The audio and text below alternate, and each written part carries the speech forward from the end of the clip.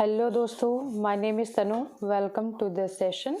आज के वीडियो में हम सीडीपी के प्रीवियस ईयर क्वेश्चन को डिस्कस करने वाले हैं। अभी हम सीडीपी के क्वेश्चन को डिस्कस कर रहे हैं कुछ वीडियोस में। तो इसके पहले हमने ईवीएस के भी 10 वीडियो में मैंने ईवीएस के प्रीवियस ईयर क्वेश्चन पेपर को अपलोड किया। अब हम सीडीपी वाले पोर्शन को करेंगे। जैसे ही 17 मतलब जनवरी सेशन का सीडीपी वाला पोर्शन ख़त्म हो जाएगा तो हम वापस से ईवीएस वाले सेक्शन पर फिर से आ जाएंगे, जो कि दिसंबर वाला सेशन होगा, मतलब दिसंबर वाले क्वेश्चन पेपर का सेशन होगा वो। तो अभी हम देखते हैं आज का अपना पहला क्वेश्चन। बिना समय गवाए, बिना फालतू की बात किए हुए हम अपना आज का पहला क्वेश्चन देखते हैं। नहीं, पहले ये जान लेते हैं कि जो ये आज का क्वेश्चन पेपर है वो 11 जनवरी 2022 का है। आज हम 11 जनवरी 2022 का क्वेश्चन पेपर डिस्कस कर रहे हैं और इसमें 30 क्वेश्चन होंगे सीडीपी के, जो कि 11 जनवरी 2022 के शिफ्ट में आए थे। तो देखते हैं कि पहला क्वेश्चन क्या है कि कथन क्या बोल रहा है। एक बच्चे की विकास की प्रगति को उसी क्रम के बच्चों के विकास की दर से तुलना करके सटीकता से मापा जा सकता है। पहला ऑप्शन है ये। अगला है कि पहली बात तो अगर हम देखें कि एक बच्चे की विकास की प्रगति उसी उम्र के बच्चों के विकास की दर से तुलना करके सटीकता से मापा जा सकता है, ये कथन गलत है। क्योंकि विकास की जो दर होती है, विकास की जो दर होती है वो अलग अलग बच्चों में अलग अलग होती है। कोई बच्चा 11 महीने में चलना सीख सकता है तो कोई 15 महीने में भी सीखता है, कोई 12 में भी तो कोई 13 में भी करता है। कोई बच्चा थोड़ा जल्दी बोलने लग जाता है, कोई थोड़ा बाद में बोलता है। मतलब कि हर बच्चे की विकास की जो दर होती है, जो रेट होती है वो सेम नहीं होती, वो अलग अलग होती है। तो ये पहला ऑप्शन जो है वो गलत है। भले ही उम्र सेम हो, लेकिन विकास का जो रेट होता है वो अलग अलग होता है। अगला है कि विकास का स्वरूप व गति सभी बच्चों के लिए एक समान होता है और सभी सांस्कृतिक परिवेश में समान रहता है। तो आपको दिख ही रहा है कि ये भी ऑप्शन पूरी तरीके से गलत है कि विकास का स्वरूप व गति सभी बच्चों के लिए समान होता है, ये बिल्कुल ही गलत है। और सभी सांस्कृतिक परिवेश में समान होता है, नहीं, ये वैरी करता है। तो दोनों ही ऑप्शन जो है वो गलत है। इसमें दोनों ही ऑप्शन गलत है, मतलब कि ए और आर दोनों ही गलत है।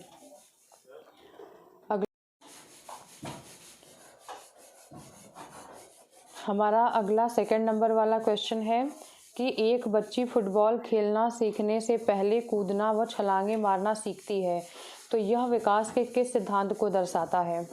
तो यह विकास के किस सिद्धांत को दर्शा रहा है, तो ये प्रॉक्सिमो डिस्टल को दर्शा रहा है। पहले बच्चा जो है वो जंप करना सीखेगा, उसके बाद फुटबॉल चलाना मतलब फुटबॉल खेलना सीख रहा है, तो ये प्रॉक्सिमो डिस्टल को दिखा रहा है। ये प्रॉक्सिमो डिस्टल के डेवलपमेंट वाले पोर्शन को दिखा रहा है। और अगला क्वेश्चन है कि निम्नलिखित में से विकास के बारे में कौन सा कथन सही नहीं है। निम्नलिखित में से विकास के बारे में, डेवलपमेंट के बारे में कौन सा कथन सही नहीं है।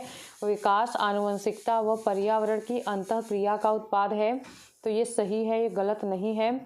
अगला है कि विकास का कुछ हद तक पूर्वानुमान लगाया जा सकता है, तो ये बात भी सही है। ये विकास के प्रिंसिपल में ये दोनों ही बातें आती हैं। विकास की दर एक समान और सार्वभौमिक है। ये क्वेश्चन बहुत बार 3-4 बार 2021-22 में ही 21-22 वाले सेशन में ही पूछ दिया गया है, मतलब ये इम्पॉर्टेंट है। विकास की दर आपको अच्छे से याद रखना है कि सभी बच्चों में एक समान नहीं होती है और ना ही वो सार्वभौमिक होती है। विकास सामान्य से विशिष्ट की ओर होता है। ये सारी बातें मैंने आपको पढ़ाया था अपने वीडियो में। अगर आपको नहीं पता तो आप इसको लिख कर रख लीजिए कि विकास आनुवंशिकता और पर्यावरण की अंतःक्रिया का उत्पाद है, मतलब कि आनुवंशिकता और पर्यावरण दोनों से ही विकास होता है, सिर्फ एक ही नहीं, दोनों ही फैक्टर इम्पॉर्टेंट है। विकास की दर जो है वो विकास का कुछ हद तक पूर्वानुमान भी लगा सकते हैं, और विकास सामान्य से विशिष्ट की ओर होता है। पहले जो है वो सामान्य डेवलपमेंट होता है, उसके बाद जो है वो इनर ऑर्गन, ये सब मतलब कि विशिष्ट चीज़ों का डेवलपमेंट होता है। तो यहाँ पे ये सब जो है वो विकास के सिद्धांत हैं, लेकिन विकास की दर एक समान और सार्वभौमिक है, तो ये बात जो है वो गलत है। तो ये ऑप्शन जो है वो बिल्कुल ही सही नहीं होगा। अगला है कि बच्चे अपनी संस्कृति में व्यवहार करने के उपयुक्त तरीके अपने दोस्तों, मीडिया जैसे कई स्रोतों से सीखते हैं। ये बात सही है कि बच्चे अपने संस्कृति में व्यवहार करने के उपयुक्त तरीके अपने दोस्तों, मीडिया जैसे कई स्रोतों से सीखते हैं। ये बात बिल्कुल सही है। और सामाजिकरण एक प्रक्रिया है जो बहुत से औपचारिक व अनौपचारिक साधनों के जरिए होती है। तो यहाँ पे दोनों ही ऑप्शन सही है। यहाँ पे क्या है, यहाँ पे क्या है, दोनों ही ऑप्शन जो है वो सही है। और स्पष्टीकरण भी क्या है, वो सही है कि बच्चे अपनी संस्कृति में व्यवहार करने के उपयुक्त तरीके अपने दोस्तों, मीडिया जैसे कई स्रोतों से सीखते हैं। और सामाजिकरण एक प्रक्रिया है जो बहुत से औपचारिक और अनौपचारिक साधनों के जरिए होती है। तो दोनों ही ऑप्शन सही है, और व्याख्या भी सेकंड वाला एक ही सही रूप से कर रहा है। तो यहाँ पे ए ऑप्शन जो है वो बिल्कुल सही हो जाएगा। और मूर्त संक्रियात्मक अवस्था के बच्चों के लिए एक शिक्षिका को अमूर्त संरचनाओं से सरोकार करने के लिए खूब अभ्यास करवाना चाहिए। मूर्त संक्रियात्मक अवस्था में या फिर वस्तुओं और विचारों को जटिल से वर्गीकृत करने के मौके मुहैया कराने चाहिए। ऐसी समस्याएं देनी चाहिए जो उच्च स्तरीय मूर्त सोच पर आधारित हो। ऐसी समस्याएं देनी चाहिए जो तर्कपूर्ण वैज्ञानिक समझ की आवश्यकता हो। तो यहाँ पे कौन सा ऑप्शन सही है कि मूर्त संक्रियात्मक अवस्था के बच्चों में एक शिक्षिका को क्या करना चाहिए। तो मूर्त संक्रियात्मक अवस्था है तो अमूर्त संरचना का अभ्यास करवाना ये बिल्कुल ठीक नहीं हो सकता, क्योंकि बच्चा जो है वो कॉन्क्रीट ऑपरेशनल स्टेज पर है, तो ये करवाना तो ठीक नहीं होगा। अगला क्या है कि वस्तुओं और विचारों को जटिल से वर्गीकृत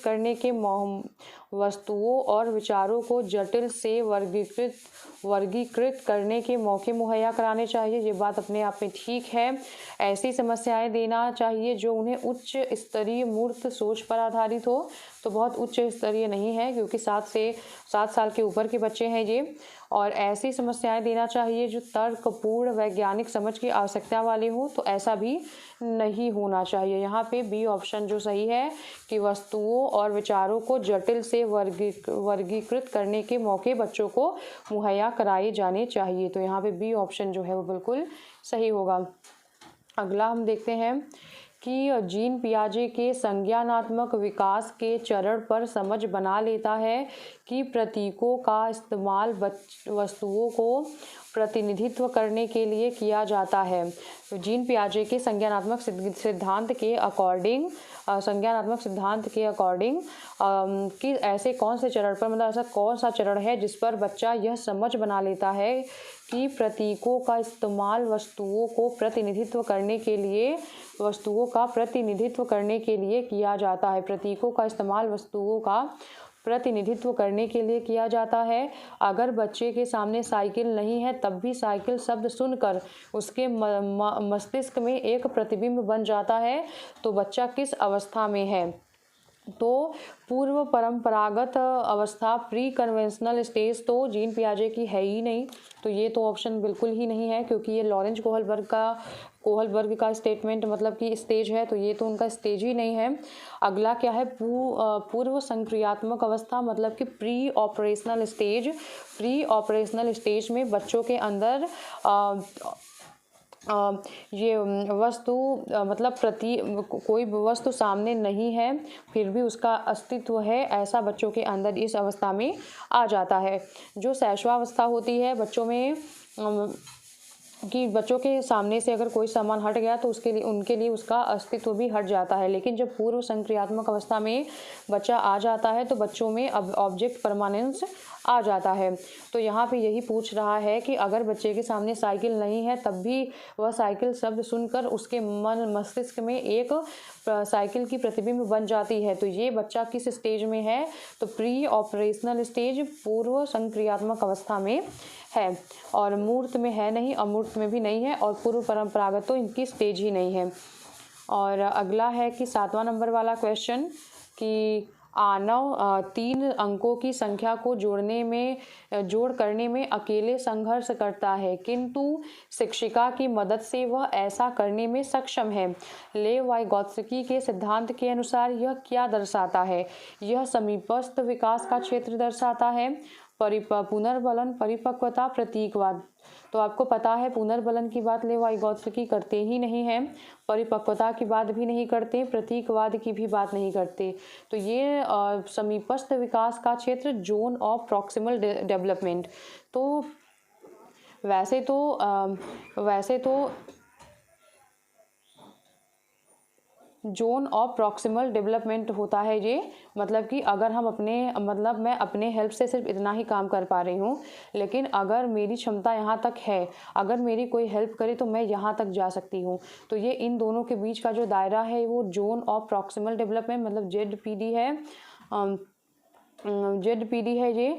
और जिसके माध्यम से जो हेल्प प्रोवाइड कराई जाती है उसे हम, जो टेम्परेरी हेल्प प्रोवाइड कराई जाती है उसको हम क्या बोलते हैं? उसको हम स्कैफोल्डिंग बोलते हैं। तो और जो हेल्प देता है उसे हम मोर नॉलेजेबल अदर कहते हैं। तो ये सारे टर्म जो है वो more knowledgeable other, ZPD, scaffolding, इससे बार बार क्वेश्चन जो है वो लेव वाइगोत्स्की के सिद्धांत से आते हैं। तो यहाँ पे ए ऑप्शन जो है वो क्या होगा? वो बिल्कुल सही होगा। अगला क्या है कि लेव वाइगोत्स्की के अनुसार अधिगम क्या है? ज्ञान के निर्माण की संक्रिया है, ज्ञान प्राप्ति करने की एक निष्क्रिय प्रक्रिया है। बिल्कुल गलत है, क्योंकि बच्चे जो है वो एक्टिव लर्नर होते हैं संरचनावादियों के अनुसार। तो लेव वाइगोत्स्की के अनुसार भी वो वैसे ही होंगे। अभ्यास व दोहराव की प्रक्रिया है, बिल्कुल ही गलत है। उद्दीपन व प्रतिक्रिया के संबंधों की प्रक्रिया, ये भी गलत है। यहाँ पे ज्ञान के निर्माण की संक्रिया है। लेव वाइगोत्स्की के अनुसार अधिगम क्या है? ज्ञान के निर्माण की एक संक्रिया है। बच्चे अपने ज्ञान का निर्माण खुद ही करते हैं, बच्चे जो है वो एक्टिव लर्नर होते हैं। तो यहाँ पे ए ऑप्शन जो है वो बिल्कुल ही सही है। अगला क्वेश्चन, आशना अच्छा करती है क्योंकि वह दूसरों द्वारा देखा जाना चाहती है। वह लॉरेंज कोहल वर्ग के नैतिक विकास के किस चरण में है? पूर्व परंपरागत चरण में है वो, पूर्व परंपरागत चरण में है, या फिर परंपरागत में है, या उत्तर परंपरागत में। पहली बात तो इनकी 3 ही स्टेजेस हैं और 3 ही लेवल हैं इनके। तो अमूर्त संक्रियात्मक तो इनका लेवल ही नहीं है। तो आपको आंसर सिर्फ 3 ही में देना है। तो आशना ये अच्छा करती है क्योंकि वह दूसरों के द्वारा अच्छा देखा जाना पसंद करती है। मतलब कि वह दूसरों को दिखाती है कि मैं अच्छा करती हूँ ताकि उसको लोग अप्रिसिएट करें। वो दूसरों की नज़रों में अच्छा बनने के लिए अच्छा करती है। तो वह लॉरेंज कोहल वर्ग के नैतिक विकास के किस चरण में होगी? तो वह किस में होगी? कन्वेंशनल स्टेज में होगी। किस में होगी? पारंपरिक स्टेज में होगी। तो यहाँ पे बी ऑप्शन जो है वो बिल्कुल ही ठीक हो जाएगा। और आपको इसका सारा स्टेज और लेवल सब याद होना चाहिए इनका। और अगला क्वेश्चन है कि प्रगतिशील शिक्षा में सीखने का स्वरूप सामाजिक होता है। बिल्कुल ठीक है ये। पाठ्य पुस्तकें सीखने के एकमात्र स्रोत होते हैं, तो ये गलत है। पाठ्य पुस्तकें होती हैं इम्पॉर्टेंट, लेकिन सिर्फ वही इम्पॉर्टेंट होती है ऐसा नहीं है। बैठने की व्यवस्था पूरी तरीके से तय होती है, बिल्कुल गलत है। बैठने की व्यवस्था प्रगतिशील शिक्षा में लचीली होती है। पाठ्यचर्या मानकीकृत होता है, ऐसा भी नहीं है, ये वैरी करता है, तो ये भी नहीं है। यहाँ पे ए ऑप्शन ही आपको आंसर मिलेगा कि प्रगतिशील शिक्षा में सीखने का स्वरूप सामाजिक होता है। तो आपको समझ में आ रहा है कि प्रगतिशील शिक्षा, जितने भी मैंने क्वेश्चन पेपर प्रैक्टिस कराए, हर एक क्वेश्चन पेपर में प्रगतिशील शिक्षा से क्वेश्चन पूछा गया। इसका मतलब ये है कि प्रगतिशील शिक्षा जो है वो बहुत ही इम्पोर्टेंट टॉपिक है। और अगला क्वेश्चन है NEP 2020। इसको भी आपने नोट किया ही होगा क्योंकि ये भी बहुत ही इंपॉर्टेंट टॉपिक है। हर बार मतलब हर क्वेश्चन पेपर में NEP 2020 से क्वेश्चन पूछे गए हैं। तो NEP 2020 किस पर बल देता है? लचीला बहुस्तरीय गति आधारित अधिगम पर, बच्चों के केवल संज्ञानात्मक विकास के पहलू पर। बिल्कुल गलत, क्योंकि यह बच्चों के होलिस्टिक डेवलपमेंट पर बल देता है, बच्चों के समग्र संपूर्ण विकास पर बल देता है, उनके संज्ञान पर भी बल देता है, उनकी फिजिकल एक्टिविटी पर भी बल देता है, उनके मतलब हर एक एस्पेक्ट को, वो सोशल हो गया, मेंटल हो गया, इमोशनल हो गया, फिजिकल हो गया, कॉग्निटिव, हर एक एस्पेक्ट पर जो है वो राष्ट्रीय शिक्षा नीति जो है वो बात करती है। NEP 2020 बात करती है। और राष्ट्रीय पाठ्यचर्या के मानकीकरण पर भी बल नहीं देता है ये। अगला क्या है कि बच्चों के स्मरण कौशल के मापन पर ये बिल्कुल भी बल नहीं देता कि जिसने जितना रट लिया, अच्छे से कर लिया, वही पढ़ने में तेज है। तो यहाँ पे हमारा आंसर क्या होगा? लचीला बहुस्तरीय गति आधारित अधिगम इसमें होगा, फ्लैक्सिबल होगा, multi level activity based learning यहाँ पे कराई जाएगी। तो यहाँ पे आप इसको नोट करके लिख सकते हैं। वैसे तो कुछ है नहीं इस क्वेश्चन में, क्योंकि फैक्चुअल क्वेश्चन पूछे नहीं गए हैं। जो भी क्वेश्चन पूछे गए हैं उसको आप आराम से एलिमिनेट करके भी आंसर निकाल पा रहे हैं। लेकिन अगर आप नोट्स बना रहे हो कहीं पे NEP 2020 का, तो ये सब बना सकते हैं उसमें। अगला क्या है? निम्नलिखित में से कौन सी विशेषता हार्वर्ड गार्डनर के द्वारा प्रतिपादित अंतः व्यक्तिगत वृद्धि का उल्लेख करती है? तो अंतः व्यक्तिगत एक बार हम यहाँ पे देख लेते हैं कि ये इंटरपर्सनल इंटेलिजेंस की बात करती है। इंटरपर्सनल जो होता है वो दूसरों से कि हम इमोशन को अगर समझ पाते हैं, सोच पाते हैं, और उसके मतलब दूसरों के अगर हम इमोशन को बहुत अच्छे से समझ पाते हैं, तो ये क्या होगा? ये इंटरपर्सनल होगा। अगर हम खुद के इमोशंस को अच्छी तरीके से समझ पाते हैं तो वो इंट्रापर्सनल होगा। तो क्वेश्चन में ये पूछ रहा है कि कौन सी विशेषता जो दिखाती है कि इंटरपर्सनल इंटेलिजेंस को कौन दिखा रहा है चारों ऑप्शन में से? तो मौखिक और लिखित भाषा के प्रति संवेदनशीलता, तो ये लिंग्विस्टिक होगा। बिल्कुल ये आंसर तो है ही नहीं। ध्वनि व ताल के प्रति संवेदनशीलता म्यूजिकल इंटेलिजेंस है ये। दूसरों के विचारों और इच्छाओं को समझने की क्षमता, तो बिल्कुल सही है आंसर ये। इंटर जो होता है वो दूसरों को समझने की क्षमता होती है, और इंट्रा जो होता है वो खुद की भावनाओं और विचारों को समझने की क्षमता होती है। और खुद को समझने की क्षमता यहाँ पे इंट्रा होगा। तो हमारा आंसर यहाँ पे क्या होगा? दूसरों को समझना है। इंटर की बात कर रहा है तो हमें दूसरों को यहाँ पे समझना है। तो ये क्वेश्चन आपको बार बार देखने के लिए मिलेंगे, और ये ऐसा कोई नया क्वेश्चन भी नहीं है। जो अगर आपने प्रीवियस ईयर 2011 से लेके 20 तक का प्रैक्टिस किया होगा तो आपको वहाँ पे ये क्वेश्चन देखने को मिले होंगे। अगला क्या है कि वाइगॉत्स्की के संरचनावाद में किसकी भूमिका अहम है? भाषा की है, परिकल्पना की है, स्कीमा है, इनाम व सजा की है? तो स्कीमा की बात पियाजे करते हैं, और इनाम व सजा की बात स्किनर करते हैं। परिकल्पना की बात ये नहीं करते हैं, ये भाषा की बात करते हैं। तो वाइगॉत्स्की के संरचनावाद की भूमिका में किसकी भूमिका सबसे अहम है? तो भाषा की भूमिका क्या है? सबसे अहम है। इन्होंने कहा कि बच्चे जब खुद से बात करते हैं तब वो अपने आप को रेगुलेट करते हैं, अपने आप को, अपनी इमोशन को रेगुलेट करते हैं, अपने एक्शंस को रेगुलेट करते हैं। तो यहाँ पे भाषा को वाइगॉत्स्की बहुत महत्व देते हैं। और अगला क्वेश्चन है 14 नंबर वाला क्वेश्चन कि बच्चों के सीखने का आकलन करने के लिए एक शिक्षिका को किन तरीकों का इस्तेमाल करना चाहिए?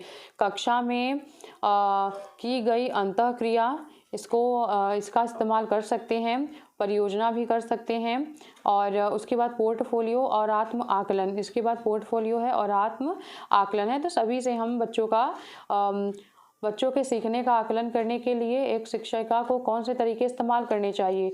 तो कक्षा में की गई अंतःक्रिया भी इस्तेमाल कर सकते हैं, परियोजना भी इस्तेमाल कर सकते हैं, पोर्टफोलियो भी कर सकते हैं, और आत्म आकलन भी कर सकते हैं। तो यहाँ पे A, B, C और D सभी आंसर जो है वो सही हो जाएंगे। और अगला क्वेश्चन है NEP 2020 के अनुसार मूल्यांकन का उद्देश्य किसकी जानकारी देता है? तो विद्यार्थी को कक्षा में व कक्षा के बाहर कैसे सहायता दिया जाए? NEP 2020 के अनुसार मूल्यांकन का उद्देश्य किसकी जानकारी देता है? कि विद्यार्थी को कक्षा में व कक्षा के बाहर कैसे सहायता दिया जाए, इसकी जानकारी देता है, या फिर विद्यार्थी का उसके सहपाठियों की तुलना में प्रदर्शन की जानकारी देता है? तो ये तो बिल्कुल भी गलत है। और अगर अगला देखें तो विद्यार्थी के सीखने व अभाव ताकि उनकी असफलता की पहचान पुष्ट किया जा सके, तो ये भी नहीं है। ये रटने की क्षमता की जानकारी की, तो ये भी नहीं है। यहाँ पे क्या होगा, NEP 2020 के अनुसार मूल्यांकन का उद्देश्य किसकी जानकारी देता है, तो विद्यार्थी को कक्षा व कक्षा के बाहर कैसे सहायता दिया जाए इसकी जानकारी देता है। तो ये ऑप्शन जो है वो क्या होगा, वो बिल्कुल ही सही होगा। NEP 2020 के अनुसार मूल्यांकन हो या फिर किसी के अनुसार मूल्यांकन हो, मूल्यांकन का मेन उद्देश्य तो बच्चों की प्रॉब्लम्स को डायग्नोस करना और उसे सॉल्व करना होता है। निम्नलिखित में से कौन सी प्रथा समावेशन में बाधक होगी? 4 ऑप्शन में से ऐसा कौन सा ऑप्शन है जो समावेशन में बाधा उत्पन्न करेगी? तो कक्षा का अनुशासन एक दूसरे के लिए परस्पर सम्मान पर आधारित है। जो कक्षा का अनुशासन है एक दूसरे के लिए परस्पर सम्मान पर आधारित है, या फिर सामग्री को केवल कुछ विद्यार्थियों की ज़रूरतों को पूरा करने के लिए डिज़ाइन किया गया है। शिक्षा शास्त्र जो है वो सभी विद्यार्थियों की भागीदारी को प्रोत्साहित करता है। विद्यार्थियों को अधिगम के व्यक्तिगत लक्ष्यों को पूरा करने के लिए समर्थन दिया जाता है। तो आपको पहले ही समझ में आ रहा होगा कि समावेशन में बाधक क्या होगा, केवल वाला ऑप्शन ही बाधक होगा कि सामग्री को केवल कुछ विद्यार्थियों की ज़रूरतों को पूरा करने के लिए डिज़ाइन किया गया है। तो बी ऑप्शन यहाँ पे क्या होगा, वो बिल्कुल गलत हो जाएगा और वही हमारा आंसर होगा। अगला क्वेश्चन है कि निम्नलिखित में से कौन हाशिए के समूहों में विद्यार्थियों को शामिल करने में बाधा उत्पन्न करता है? तो हाशिए के समूहों के विद्यार्थियों को शामिल करने में बाधा कौन उत्पन्न करता है? शैक्षिक स्थानों तक पहुंच, अधिकारों में समता, भाग लेने का अवसर और सामाजिक वर्तिकाग्र। निम्नलिखित में से कौन हाशिए के समूहों के विद्यार्थियों को शामिल करने में बाधा उत्पन्न करता है? तो शैक्षिक स्थानों तक पहुंच बाधा उत्पन्न करेगा, या फिर अधिकारों में समता, या फिर भाग लेने का अवसर, या फिर सामाजिक वर्तिकाग्र। तो सामाजिक वर्तिकाग्र जो है वो विद्यार्थियों को शामिल होने में बाधा उत्पन्न करता है। सोशल स्टिग्मा, जो मार्जिनल ग्रुप के स्टूडेंट्स होते हैं उनके इंक्लूज़न में कौन सा ऑप्शन जो है वो बैरियर है? तो सोशल स्टिग्मा जो है वो बैरियर होगा। अगर उनको बच्चों को भाग लेने के मौके दिए जाएँ तो ये बैरियर नहीं हो सकता। समानता दिखाया जाए तो भी बैरियर नहीं होगा, और एजुकेशनल स्पेस तक एक्सेस दिया जाए उनको तो भी वो बैरियर नहीं होगा। लेकिन जो सोशल स्टिग्मा होगा वो एक बैरियर होगा जो मार्जिनल ग्रुप के लोग हैं और उनके इंक्लूज़न में। तो यहाँ पे डी ऑप्शन जो है वो सही होगा। अगला है कि निम्नलिखित में से कौन सी अधिगम अक्षमता सुसंगत रूप से लिखने की क्षमता को सीधे प्रभावित करती है? तो लिखने की क्षमता को डिस्ग्राफिया प्रभावित करती है। ये क्वेश्चन मतलब उनको तो ये क्वेश्चन पूछना है। तो आपको मैंने बताया है, बहुत बार बताया, इस बार भी बता रही हूँ। डिस्कैलकुलिया गणित का जो डिसऑर्डर होता है, मैथमेटिक्स में जो भी हमें सॉल्व करने में, मतलब मैथमेटिक्स का जो डिसऑर्डर होता है वो डिस्कैलकुलिया होता है। अगला क्वेश्चन है कि प्रतिभावान विद्यार्थी की विशेषता कौन सी है? धीमी समझ, जिज्ञासा की कमी, सोच में सटीकता की आवश्यकता, आसान कार्यों को चुनने की प्रवृत्ति। तो प्रतिभाशाली बच्चे जो होते हैं उनकी समझ धीमी नहीं होती, जिज्ञासा की कमी भी नहीं होती, सोच में सटीकता की आवश्यकता होती है, आसान कार्यों को चुनने की प्रवृत्ति नहीं होती है। वो चुनौतीपूर्ण कार्यों को चुनते हैं। वो क्या करते हैं? चुनौतीपूर्ण कार्यों को चुनते हैं। तो सोच में सटीकता की आवश्यकता होती है। तो यहाँ पे प्रतिभाशाली बच्चे जो होते हैं उनकी समझ थोड़ी अच्छी होती है, उनके अंदर बहुत जिज्ञासा होती है, वो चुनौतीपूर्ण कार्यों को चुनना पसंद करते हैं। तो तीनों ही ऑप्शन जो है वो गलत हैं। यहाँ पे सी ऑप्शन होगा कि सोच में इनके सटीकता की आवश्यकता होती है। तो यहाँ पे सी ऑप्शन जो है वो बिल्कुल ठीक होगा। अगला क्वेश्चन देखते हैं कि एक शिक्षिका अपने विद्यार्थियों में बोध कौशल को सुसाध्य करना चाहती है। इस उद्देश्य के लिए उसे निम्नलिखित में से किससे बचना चाहिए? एक शिक्षिका अपने विद्यार्थियों में बोध कौशल को सुसाध्य करना चाहती है।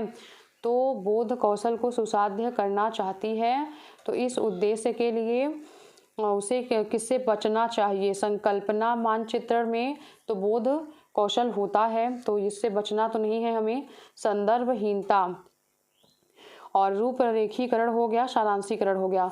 संदर्भहीनता नहीं होनी चाहिए, संदर्भीकरण होना चाहिए। कुछ भी चीज़ें अगर बच्चों को हमें बोध कराना है तो वो उसी संदर्भ में हो जो कि हम उसे पढ़ा रहे हैं।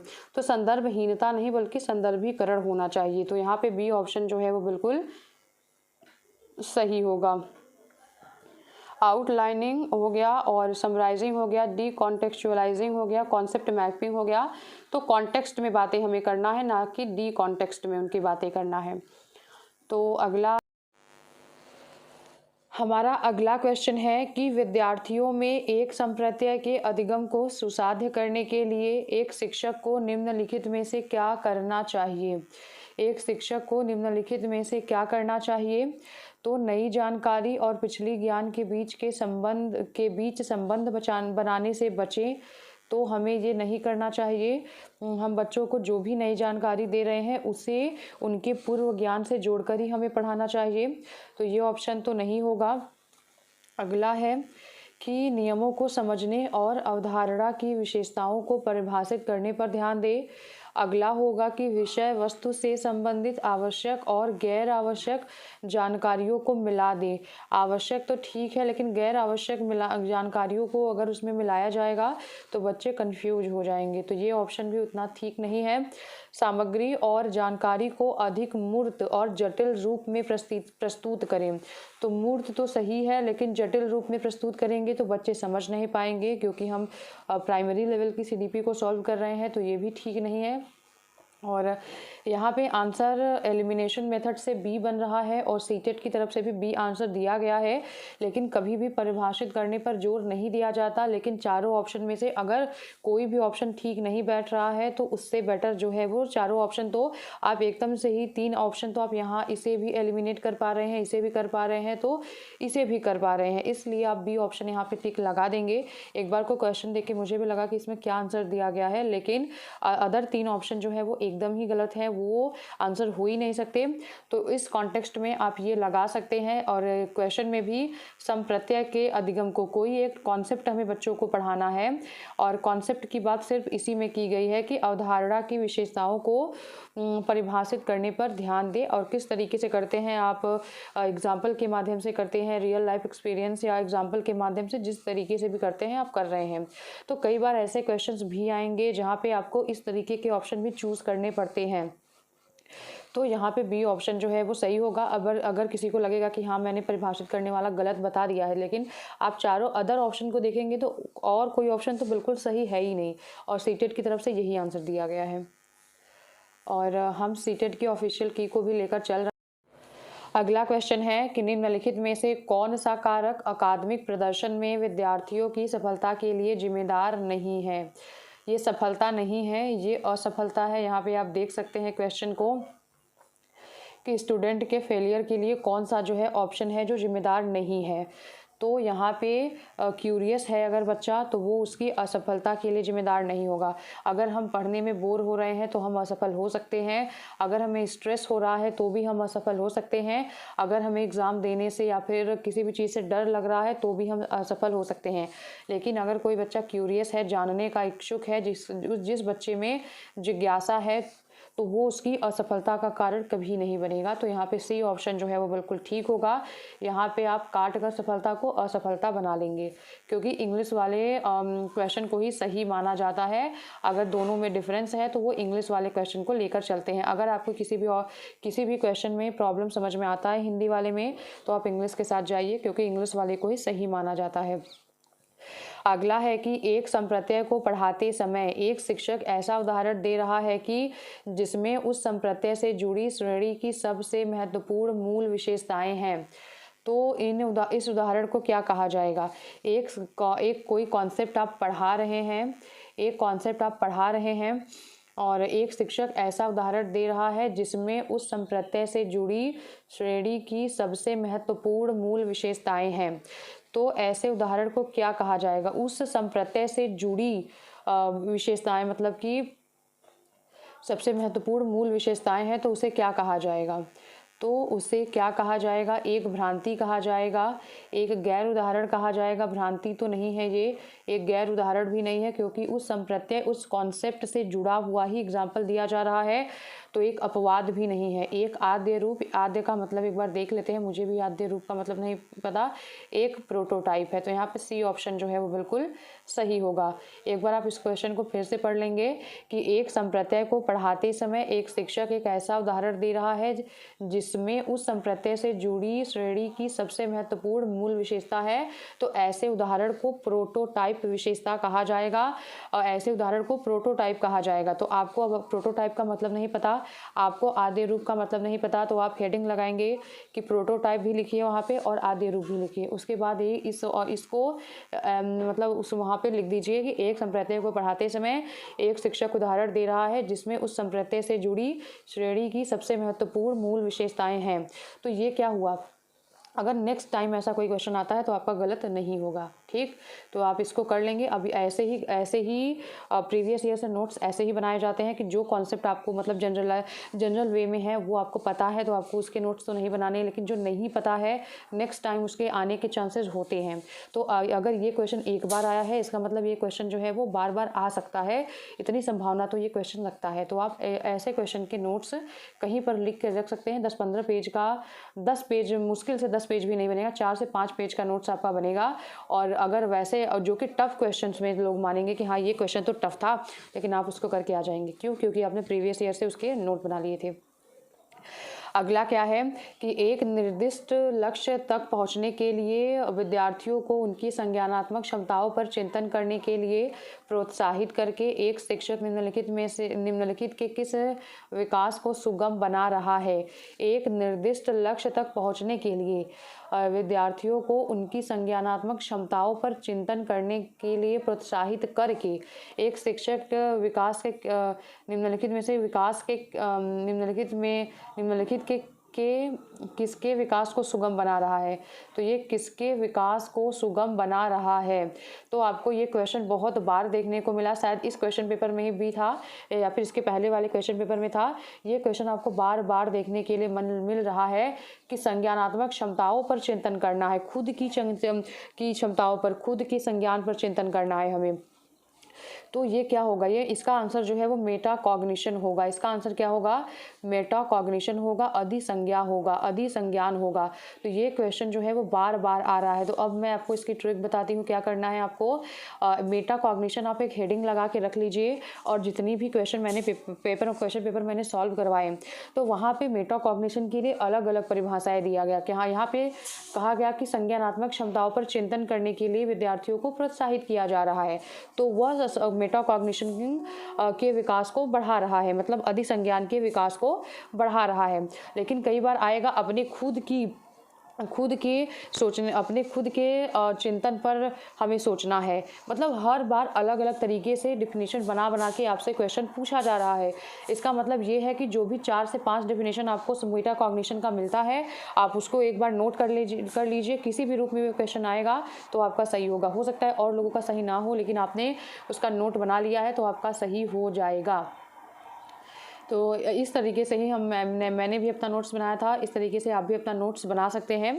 अगर आप नोट्स नहीं बना सकते हैं तो आप जिस तरीके से करना चाहे कर सकते हैं। ये क्वेश्चन जो है वो बार बार आया है मेटा कॉग्निशन वाला, तो इससे क्वेश्चन आने की संभावना आगे भी है।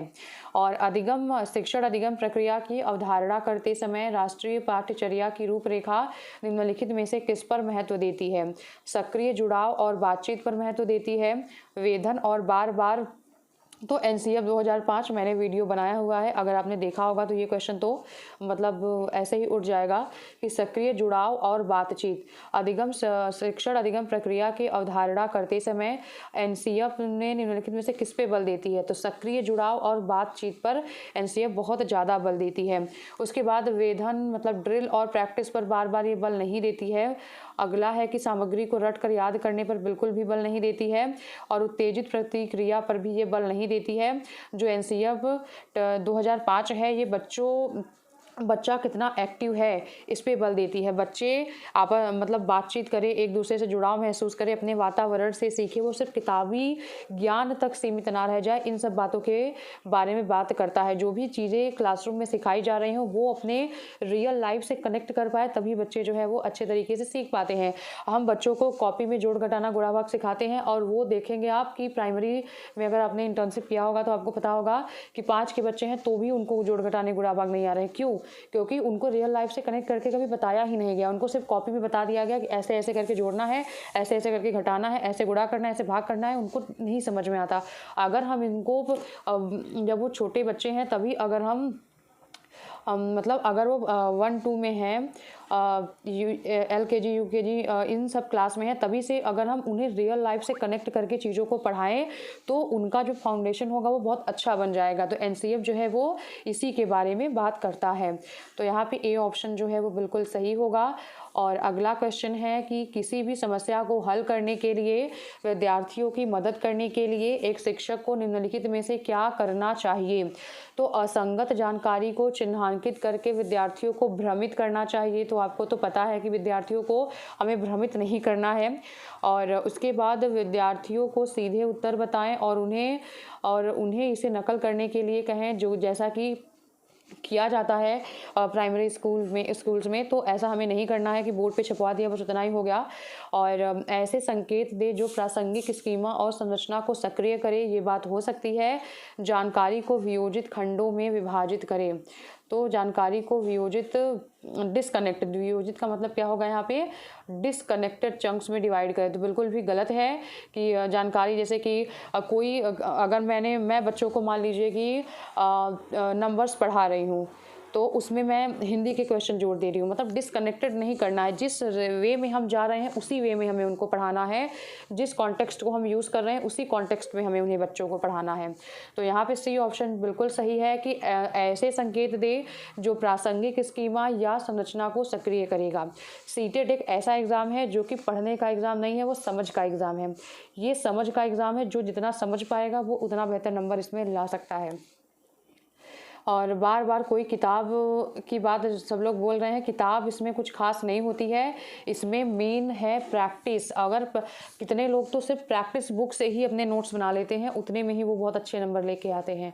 तो कोई अगर आप किताब अलग से पढ़ने के लिए जाएंगे, इतना तो आपने मतलब अपने ट्रेनिंग के दौरान पढ़ ही लिया है ना, BTC BA DLED या BEd के दौरान आपने इतना तो पढ़ ही लिया है कि किसमें क्या होता है। आपको सिर्फ एक क्वेश्चन को फॉर्म देना है कि क्वेश्चन आते कैसे हैं, उसको हमें आंसर करने की अप्रोच सीखनी है, ना कि हमें फिर से सारा कुछ थियरी पढ़ना है। हाँ, आपको EVS में कंटेंट वाले पार्ट में पढ़ना है, लेकिन आपको हिंदी में नहीं पढ़ना है। हिंदी में आपको प्रैक्टिस करनी है, क्योंकि 15 नंबर के पैसे जा रहे हैं, 15 नंबर के। और जहाँ भी लिखने वाली बात है वहाँ पे मैं बता भी रही हूँ कि हाँ आप इसको लिख लीजिए, आप इसको कर लीजिए। तो ऐसा कोई बार बार बुक पूछ के मुझे, मतलब मैं खुद भी नहीं पढ़ी हूँ कोई बुक कि मैं हिंदी पेडागोजी के लिए कोई अलग से बुक पढ़ी, इंग्लिश के लिए कोई अलग से बुक पढ़ी, मैंने किसी के लिए कोई अलग से बुक नहीं पढ़ी। हाँ, CDP के लिए मैंने इंपॉर्टेंट टॉपिक्स के नोट्स बनाए थे, और वो टॉपिक मैंने आपको बता दिया था। लेव वाइगॉत्स्की, पियाजे, Kohlberg, Howard Gardner, NCF, RTE और एक जो डिसेबिलिटी एक्ट 1995 और 2016, इतना मैंने बनाया था। और अब मैं जो है वो NEP 2020 भी ऐड कर लीजिए। अगर आपने इतना नोट्स बना लिया है, उसके बाद आपने अगर प्रैक्टिस कर ली है, तो आपके 25 से 30 नंबर जो है वो CDP में कहीं पर भी नहीं गए हैं। आप कहीं से भी पढ़ लीजिए, और इतना भी आप अगर कम समय में आप इतना भी कर लेते हैं तो भी आपके उतने ही नंबर आने वाले हैं। तो आप अननेसेसरी डिबेट में फंस रहे हैं कि यहाँ पे कोचिंग कर लें, ये बुक पढ़ ले, ऐसे पढ़ ले, वैसे पढ़ ले, कुछ नहीं होना है। आप इतना करके जाइए, आपका आराम से हो जाएगा। और मैंने मतलब बहुत सारे लोगों ने बोला कि CTET का ऑनलाइन एग्ज़ाम का पेपर बहुत ही टफ आया था। तो आप देख सकते हैं कि क्वेश्चन किस लेवल के बनाए गए हैं। इससे तो टफ लेवल के पहले ही पेपर बनाए जा चुके हैं। CDP के क्वेश्चन और EVS के क्वेश्चन आपने देखा कि हाँ, EVS के कुछ क्वेश्चन हैं जो थोड़े से अलग हैं, लेकिन बहुत टफ क्वेश्चंस नहीं बनाए गए हैं। आप प्रैक्टिस करेंगे, आपका आराम से हो जाएगा। और अगला क्वेश्चन देखते हैं, 28 नंबर वाला क्वेश्चन देखते हैं कि शिक्षण अधिगम प्रक्रिया के दौरान एक शिक्षक को विद्यार्थियों को उनकी भ्रांतियों और वैकल्पिक अवधारणाओं को साझा करने का अवसर देना चाहिए। तो बिल्कुल सही बात है, बच्चों के अंदर के मन में जो भी भ्रांतियां हैं किसी भी चीज़ को लेकर, जो भी उनकी वैकल्पिक धारणाएं हैं, उसको हमें मतलब बच्चे अपने धारणाओं को हमसे बांटे तो हम उनके जो वैकल्पिक धारणाएं हैं, जो भी उनके मन में भ्रांतियां हैं, हम उसे सॉल्व करें। अगला है कि भ्रांतियां और वैकल्पिक अवधारणाएं हमेशा आधारहीन होती हैं और सीखने की प्रक्रिया में महत्वहीन होती हैं। बिल्कुल गलत है। वैकल्पिक अवधारणा से क्वेश्चन बार बार आए हैं। आपको इतना याद रखना है कि जो भी वैकल्पिक धारणाएं होती हैं, जो भी भ्रांतियां होती हैं बच्चों की, वो बिल्कुल भी आधारहीन नहीं होती हैं और वो सीखने की प्रक्रिया में महत्वहीन भी नहीं होती हैं। ये जो है किसी ना किसी आधार पर ही बच्चे बनाते हैं और सीखने के लिए ये बच्चों की सोच का तरीका दिखाती है कि बच्चे जो है वो इस तरीके से इस कॉन्सेप्ट के बारे में सोचते हैं। तो ये कभी भी आधारहीन नहीं होती है। तो पहला ऑप्शन सही है और दूसरा तर्क जो है वो गलत है। ए जो है वो सही है और आर जो है वो क्या है, यहाँ पे गलत है। ए सही है और आर गलत है। अगला क्या है 29 नंबर वाला क्वेश्चन कि अधिगम असहायता या लाचारी तब महसूस होती है जब विद्यार्थी यह मानता है कि अधिगम में बच्चों को असहायता या लाचारी तब महसूस होती है जब विद्यार्थी यह मानता है कि क्षमता में सुधार हो सकता है और उसका ध्यान महारत के लक्ष्यों पर केंद्रित होता है। तो ऐसा नहीं, अगर क्षमता में सुधार हो जाएगा तो हम असहाय क्यों महसूस करेंगे, तो ये ऑप्शन तो नहीं होगा। और अगला है कि प्रयास क्षमता को प्रभावित करते हैं और उसका ध्यान प्रदर्शन लक्ष्यों पर केंद्रित होता है। शैक्षिक गतिविधियों के परिणाम जो है वो नियंत्रणीय है। अगला क्या है कि शैक्षणिक गतिविधियों के परिणाम अनियंत्रित होते हैं। तो यही ऑप्शन होगा। क्यों होगा, क्योंकि अगर हम कितना भी कोशिश कर ले रिजल्ट तो हमारा ऐसा ही आना है, उस पर कोई नियंत्रण ही नहीं है। तो अगर ऐसा हम सोचेंगे कि हम कितना भी मेहनत कर लें मेरा तो रिजल्ट ऐसा ही आता है, मैं तो ऐसा ही परफॉर्म करूँगी, मेरा तो अच्छा होगा ही नहीं, अगर मैं इस तरीके से सोचूंगी तो कभी भी मैं हमेशा अधिगम में लाचारी महसूस करूंगी।